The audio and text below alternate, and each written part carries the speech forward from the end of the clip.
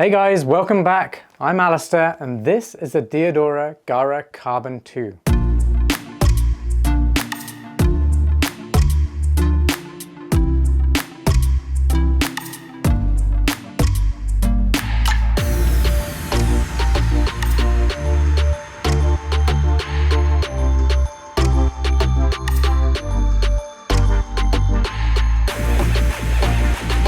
The Gara Carbon 2 is a $300 super shoe with a carbon fiber plate running through it. Crazy lightweight and designed for all-out speed. But it's also really comfortable and has a great fit. So this is actually a very special racing shoe, but it's very expensive. So I'm going to help you determine whether it's worth that $300 price tag. And I'm going to give you my insights on how it's been performing in my speed training runs, and ultimately I'll provide my final verdict on the Gara Carbon 2. So they cost $300, that's incredibly expensive. That's more expensive than many of the other super shoes I've reviewed before. So of course I'm sure you're all wondering if it's worth that higher price tag and what that extra cash actually brings to a pair of race day shoes like this. Well, you're about to find out. They weigh 7.4 ounces or 210 grams for a size US men's 9. That's my pair. They have a drop of 5 millimeters from heel to toe. The upper is using Matrix upper, which is incredibly durable. It is very lightweight and it's really breathable as well. And the only other shoes I have actually seen the Matrix upper used on has been trail running shoes. It might have been used on other road running shoes, but I haven't seen that before. But the fact it's on here does say this is a premium upper and it's built to last. The midsole is using Anima PBX foam, which has incredible rebound. It's very lightweight and it is super springy. And of course, there's a carbon fiber plate running through this racing shoe, which helps store energy when you flex and releases that energy as forward propulsion. And as you can see, the shoe flies. And then the outsole is using Duratec 5000 rubber compound, which is a proprietary rubber compound from Diadora. Traction has been really good actually on this shoe on the outsole. And it's nice to see that there's plenty of it, so you will get good durability on the outsole. When it comes to sizing and fit, the Diadora Gara Carbon 2 does fit true to size, but it has a medium to narrow width, which is quite popular with racing shoes. They do tend to come up narrow. There's not a huge amount of racing shoes that are medium or wide. The toe box is snug, but not uncomfortable. There is a little bit of wiggle room in there. And something I did notice actually on the inside edge of the shoe was this section where you see the Diadora logo. I did feel that put pressure on the inside of my feet, but actually after I started running, I didn't feel it whilst I was running. And then the second time I wore them, I didn't feel it at all. So I guess that was just a case of breaking it in, giving it some flex, and it never became a problem after that. And when it comes to the upper, it's super comfortable to slip on and the fit is fantastic. Plenty of cushioning around the collars and the heel counter. There is a little tab at the rear to help you pull it on, but in actuality, this is a bit pointless. It's very hard to grab this and slip the shoes on. It kind of slips out of your fingers as you're doing it. So yeah, it's probably not really needed, or a better loop has to be installed there. But the lacing system is very traditional. It just works really well. And because the tongue has dual loops on it, has 2 loops, it means that the tongue stays in place. It doesn't slip around or slide from side to side. So really nice feature on the tongue, works very well. If you're enjoying this review, please give it a like, share it with a friend, and comment down below. Say hello, let me know where you're from, what kind of running you like to do. Just engage with the video, that really helps me and my channel, and it's just really nice to get to know you guys. So say hello down there. And be sure to subscribe to my channel for more running shoe reviews just like this one. I always keep things genuine, honest, and as insightful as possible to help you decide whether or not the shoe I'm currently reviewing is going to be good for you. But if you've still got questions and you're really not sure where to start, just let me know your circumstances, the type of running you like to do, the type of shoe you like, and I'll get you hooked up with the best running shoes for you. Congrats, you've made it to my performance review. This is my favorite part of every review.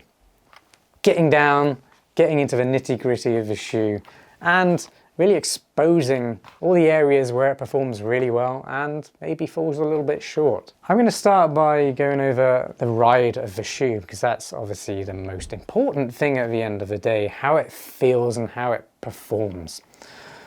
So this midsole combination of Anima PBX foam and carbon fiber plate, and of course the geometry of the shoe and how lightweight it is, it really is a fantastic combination that all just works super well together.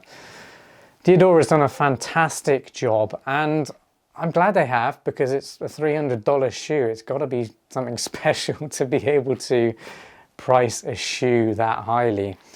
So right off the bat, it's definitely a very comfortable and high performing running shoe. It's a lot of fun to run in. It's very lightweight, very snappy, responsive, got plenty of cushioning for your landing, so it does absorb some shock. And because it's a relatively stable shoe with a relatively low stack height compared to some of the other race day shoes out there at the moment, like the Hoka Cielo X12, which is quite a high stack height, all the way to shoes like the Alphafly 3, another high stack height shoe. And I can go on and on. It's a trend with super shoes where they are making the stack much higher, giving you more rebound but less stability on the run. So this shoe, the Gara Carbon 2, has a relatively low stack height compared to those. It's not a low stack height, I'd call it medium, but relatively compared to other super race day shoes. That means you basically get a nice responsive shoe which has a good amount of cushioning, but you get stability as well. So anyone who does fear super shoes because they need stability, maybe you're a heavier runner and a squishy midsole does create instability in your running, or maybe you have overpronation issues and you just need a little bit of extra support and stability. By the way, this is not a stability shoe. It's very much a neutral running shoe for people with a neutral gait. But what I'm trying to say is a lot of super shoes can cause instability. So if you overpronate or you need extra stability, then those shoes can be a problem for you guys. They're also often very narrow on the footprint as well. But the Gara Carbon 2 isn't that narrow underfoot. It's actually just a really nice traditional shoe. It's stable, it's fast, it's snappy, it's fun. It looks pretty unassuming for a $300 super shoe, which is what I like. I love to go out to marathons, turn up looking unassuming and then winning the race. It's a fantastic feeling that only happens in my dreams, to be honest. But for runners out there who don't want to look flashy on the start line with their huge stack height racing shoes, the Gara Carbon 2 is actually a really good option for you, because it performs just as well as those shoes, but doesn't look quite as flashy and out there. It just looks really stylish. I like the profile of it. It's also really comfortable, something that doesn't come with a lot of racing shoes, because they are tuned to high performance or all-out performance, as opposed to trying to balance comfort for normie runners like myself included, tailoring more towards elite runners who are willing to suffer a little bit to get maximum speed out of their training. The Gara Carbon 2 from Diadora, I think, balances comfort and performance and speed really well, actually, making it a great option for a wider array of runners. More runners who maybe are middle of a pack all the way to the back rather than the front of a pack, elite runners. Although, don't get me wrong, elite runners would really benefit from a shoe like this as well. What I'm saying is there aren't that many race day shoes out there that actually cater to slower runners or just normal runners who want to run as fast as they can but don't really have a chance of winning a marathon, which is most people, to be honest. So I like the fact a lot of runners are going to enjoy this for the comfort, the width, and the relative extra stability. The breathable, durable upper is really important as well, because it means your feet, the temperature within the shoe is going to be regulated nicely throughout your run. So if you are doing very intense training sessions like tempo runs or interval sessions, your feet do heat up. So it's nice that this upper is breathable and it does keep them cool. That's exactly the same for racing, although I haven't raced in this shoe yet.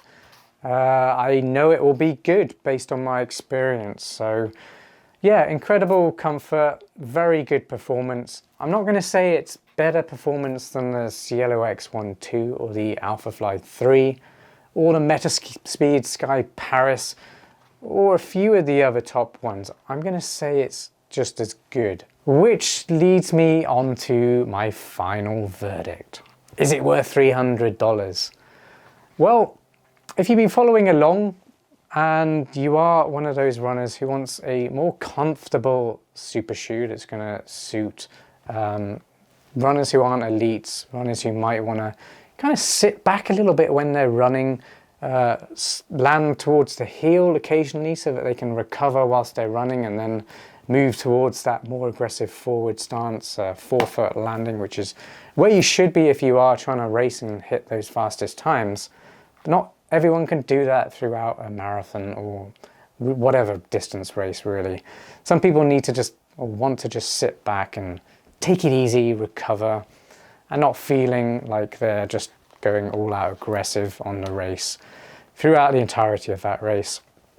So if that sounds like you, and $300 isn't too much for you, then I highly recommend the Diadora Gara Carbon 2. It's a fantastic running shoe. That said, if you're not too concerned with not having the extra stability from a super shoe, or you like to have flashy looking running shoes like the Alphafly 3 or the Cielo X1 2 from Hoka, then you're probably gonna just go towards those shoes because they are a little bit less expensive.